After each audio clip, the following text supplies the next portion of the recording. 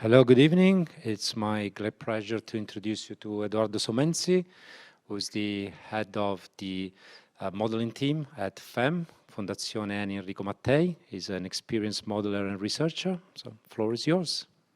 Thank you. Thank you, Paolo, and thank you, Energy Exemplar, for having me here today. So I'll keep things brief, because we're all very excited to go and have fun at the party, but today I will be speaking about the role of batteries in the electricity system, in the Italian electricity market, under the light of what is a new regulatory framework that is called MACSE. So, it's not working. Probably, can someone help me? Okay. A bit too far, sorry. Okay. So, a bit of agenda. Where should I point with this? Because it's not working. I'm not doing anything, but it's moving around. Okay. A bit of agenda, which is composed. Okay. Sorry. It's okay. Thank you. Of the regulatory framework that I was mentioning before, then we have the actual Plexos model that we have set up, some results, and hopefully some key conclusions and some key takeaways that are interesting for you. Well, TIDE and MACSE, I'm going to focus a little bit more on MACSE because TIDE is actually the document amending the Italian electricity dispatching mechanism. It's far less interesting than MACSE, which is the regulatory mechanism I was mentioning. What is MACSE? So it's a regulatory initiative that is aiming at fostering the storage capacity in Italy, both electrochemical storage and hydro pumped storage. And how does it do it? Basically, it attracts investments through the establishment of long-term period, and it pays a premium on storage capacity. So market players can actually have two market ways when they want to invest in storage. We'll be focusing on a little bit more on the battery storage rather than the water-based storage. The first way to market is to actually get paid by the MACSE mechanism and then leave the functioning of the investment to the Terna, which is the Italian TSO. The other way to the market is basically invest in batteries and then go full merchant on the market in order to make profits in that way. How we have developed the model? Well, we have started from the European electricity dataset. We have run a 10-year model, basically short-term model, only the day-ahead market. Then we have performed a carved out with Italy only and the 7 bidding zones. As you know, Italy is very well interconnected, so we have taken also the price profiles for the interconnected countries, and we have created the market objects in order to let Italy exchange power between itself and the neighboring countries. And then we have constructed the co-optimization between the day-ahead market and the ancillary service market. Now, with the co-optimization, we have selected an horizon of 10 years, and we have set up what are the ancillary services, as you can see in these slides, the FCR, Frequency Containment Reserve, the automatic and manually frequency restoration reserves. Now, we left aside for the moment the replacement reserves. We know that it's there, but this project is still going on. And for the moment, I will be discussing about the results of these three types of reserves. Of course, both upward services and downward services. So they can go, they can provide, of course, upward and downward services. Okay, these are data. I won't go much into the details, but I wanted to show you what are the most important characteristics in terms of properties that we have selected for the three types of reserves that we have input in Plexos. First of all, the type. We have also selected the operational type for the manual frequency restoration reserves for allowing basically for black start for generators that are not online. The mutually exclusive property, which is crucial for us because it sets the possibility for batteries and generators to only participate in one single type of reserve without basically double counting the capacity in other type of reserves.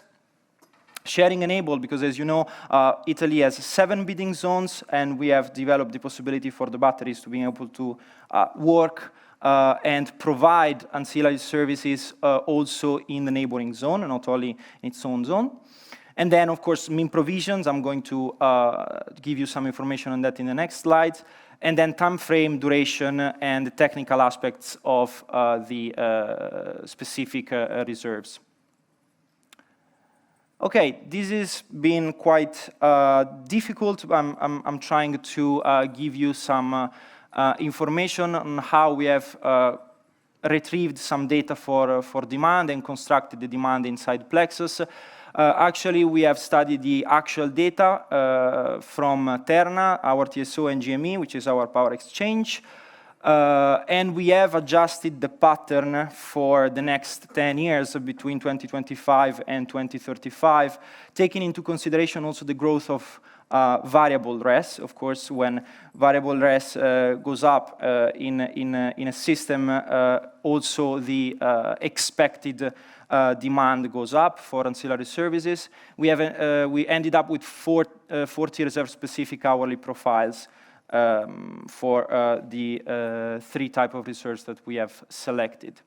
Supply, if possible, was even harder in a sense that we have selected only 3 categories, even though the TIDE that you have seen there before opens the possibility for variable RES to participate in the market as well. We know it, but for the moment we have decided to take only the 3, let's say, usual technologies that usually provides ancillary services, thermal, hydro, and batteries.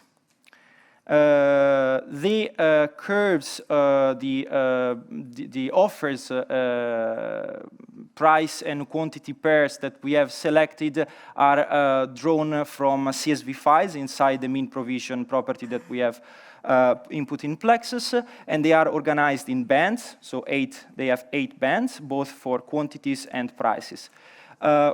Prices and quantities are constructed in this way. For the upward reserves, we have input a premium on what is the day-ahead market prices that has been derived by from the first model that I showed you before.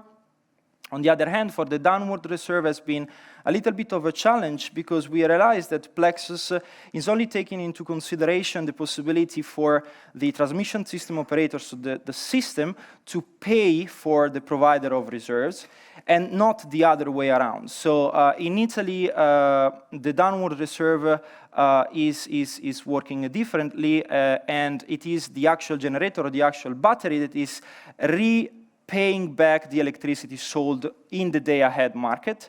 So there is this flow going from the generator or the battery towards the GME and the centralized system. And this was not clearly doable in Plexos. The workaround that we have selected is basically this. We've inserted the difference between the day-ahead market price and the price paid by the generator or battery back to the TSO, so that we could capture the profit of the whole process of cash flow, basically. Quantities, on the other hand, are specific for each category, and they have been, once again, derived by historical data. The market clearing mechanism, as you may know, it's, of course, pay-as-clear for the day-ahead market and pay-as-bid for the ancillary service market. So here, nothing new. Now, as far as batteries are concerned, on the right-hand side, you can see some actual data. But I wanted to point out the characteristics and specific aspects that we selected. We've selected a specific amount, let's say a ceiling on the max cycles for batteries. We have also thought about capacity degradation, efficiency, and most importantly, the technical life aspect that is linked, of course, to the technicalities that I've just mentioned. But most importantly is this, the possibility for the battery to make arbitrage within and across markets. So a battery in our model can sell and buy electricity inside the same market, so inside the day-ahead market if it wants, but also across markets. So it can buy electricity in the ancillary service market and sell it in the day-ahead market and vice versa. And also across, as I mentioned before, different bidding zones. Okay, this is just to give you an example of how the model works. We have simulated a backcasting of January, February, and March 2025, and compared the results with the actual results of GME. It went pretty well in the sense that the day-ahead market prices are very, very close, as they are basically the upward prices, the average, of course, of the upward prices, because it's pay-as-bid. We have gone a little bit far from the downward prices, but still quite there. Okay, now, to give you a hint on results, these are the two scenarios that we have imagined, the no max scenario and the max scenarios. They differ basically based only on the capacity, the installed capacity of batteries in the peninsula. The 31 gigawatt hour scenario, so the no max scenario, is based on the National Energy and Climate Plan, so the profile that is expected without maxe.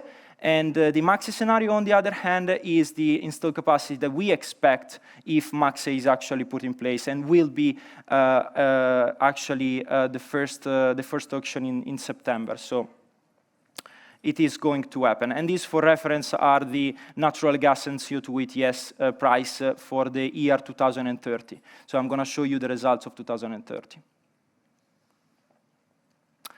Okay, so finally, some numbers. We didn't forget the y-axis. It's just the fact that it's a proprietary study, and I cannot show you everything, but hopefully this gives you a sort of understanding of what's happening in the day-ahead market price curves when the max scenario is put in place. There is this smoothing activity enabled by batteries of the price profile. It's pretty evident, the one that you see in orange.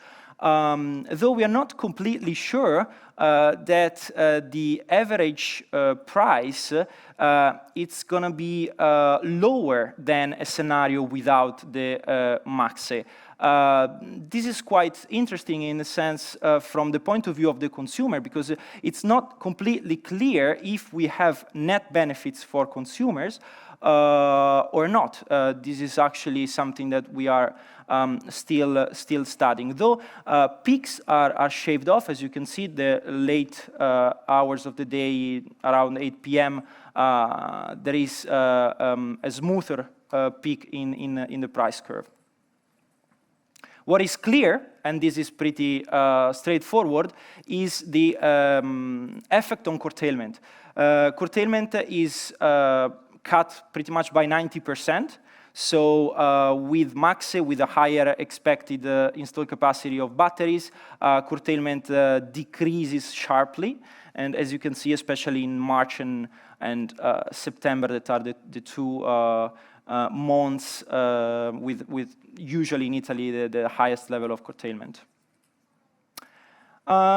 Prices. Now, this is the behavior of the time-shifting role of the batteries in the day-ahead market.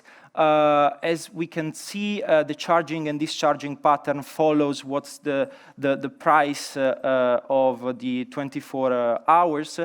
Just for reference, this is the 22nd of July. I've selected 3 days so that we can, 3 days of different seasons, so that we can basically see the differences. But what's interesting is that in some hours, actually batteries can take up, on average in Italy, about 39% of the whole generation, which is quite interesting in the MACSE scenario, which never happened in Italy before. And about 17.2% of the whole load in that specific hours, of course, you can see there.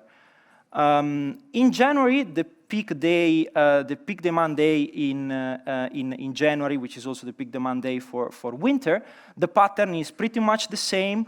The only difference is related to the charging pattern of the batteries.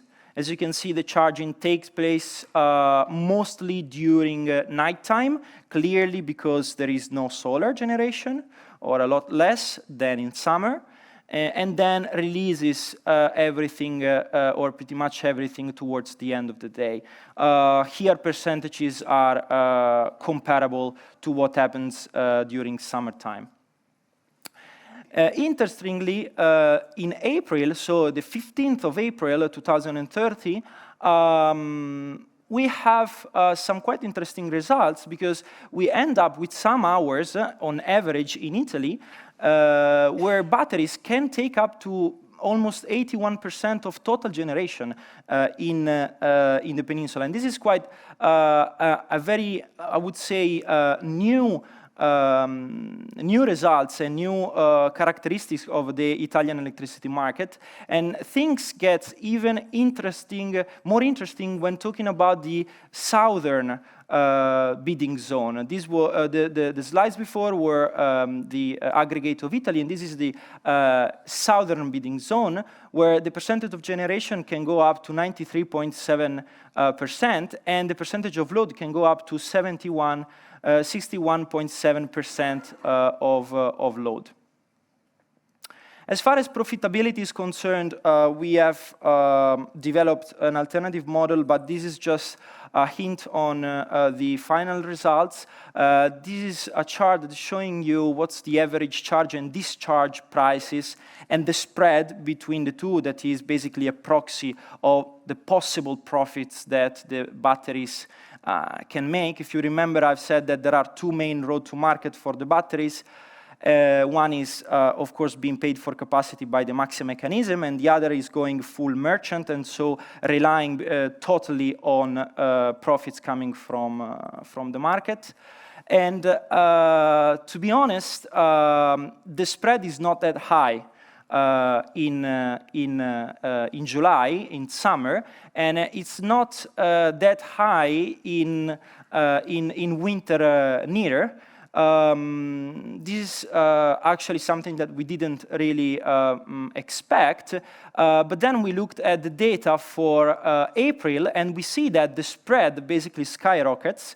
Of course, this is due to the maximum insolation and the very low demand that is typical of this month in Italy, though we can say that it's not completely sure that batteries can actually live aside of this profit mechanism. So the two roads to market that I've explained before needs to be studied further in order to understand which one is the best. And it's still a progress. It's still a work in progress, and we are going to dig into the details of this.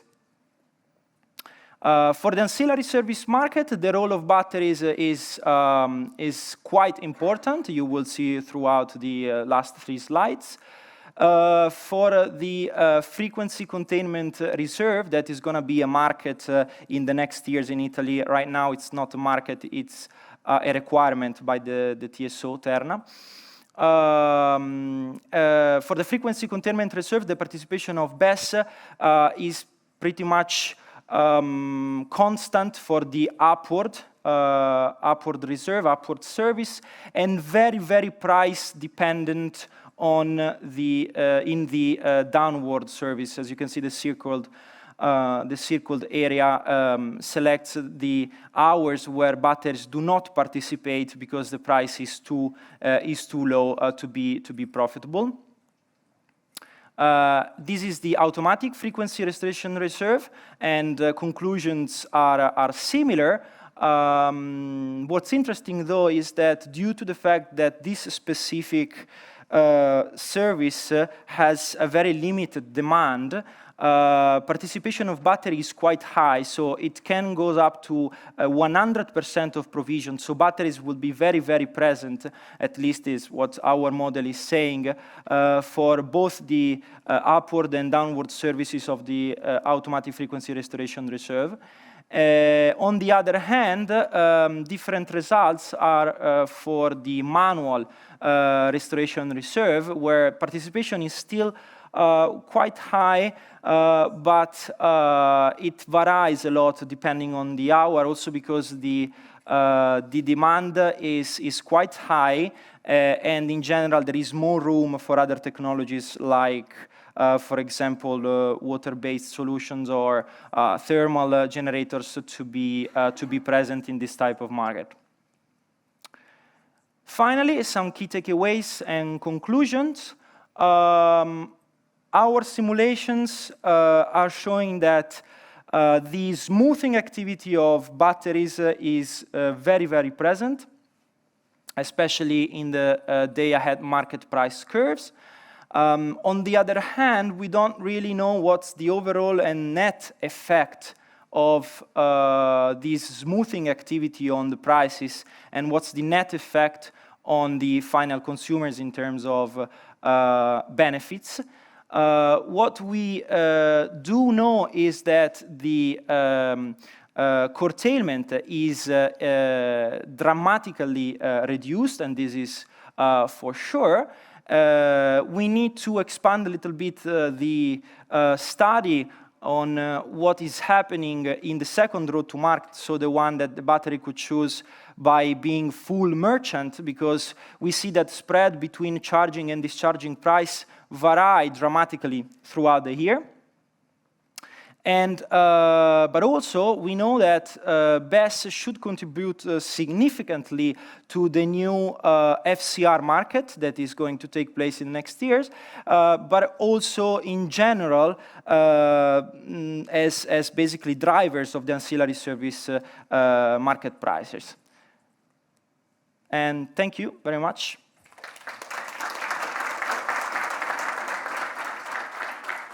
Thank you, Edoardo. Very, very insightful. Any question from the audience? There. Grazie mille. Nenad Jovanovic from McDonald. The question for ancillary services and the prices that you had there, how do you model the activation of those capacities? Because I get the point that you can reserve certain capacity to be triggered at some point. Yeah. But how do you trigger it? And how do you know that the battery is paid, taking also into account different zones in Italy? So you might need that reserve to be activated in the south, but not in the north, and vice versa. Okay. Thank you for pointing this out, because it's actually a very weak spot. So thank you for the question, in a sense that we've actually stopped our simulations to the capacity, so the availability for capacity for the ancillary service market. We didn't really take into consideration the actual dispatch. of energy in the ancillary service market. We are working on that because this is crucial, and you are totally right on pointing out this. This is crucial, and we are working on that on the property that is called energy usage. You may have heard of it. We have still some weird results, to be honest, with this property. So we are actually developing a model that takes into consideration the actual dispatch of the capacity that you are mentioning. The interesting part is that we have input in this model the demand for capacity and not the demand for actual dispatching. Typically, the demand for actual dispatching is much lower than demand for capacity of ancillary services. So when I was actually mentioning all the results in this model, we were considering the demand for capacity and not the actual dispatching demand. Any other question?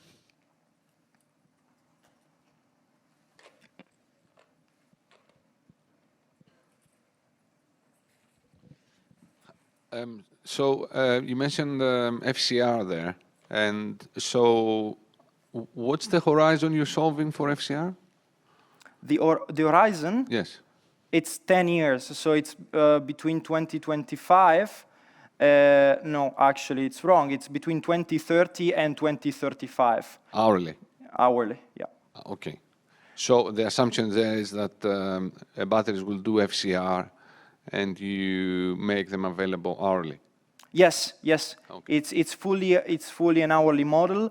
And just to give you a hint on the duration of simulations, it can take it can go up to. An assumption on curtailment is that they're free. The assumptions on curtailment is that they're free. Yes, yes. No cost on curtailment. Yeah, for the moment is no cost generation. It's only variable rest generation without taking into consideration, of course, hydro.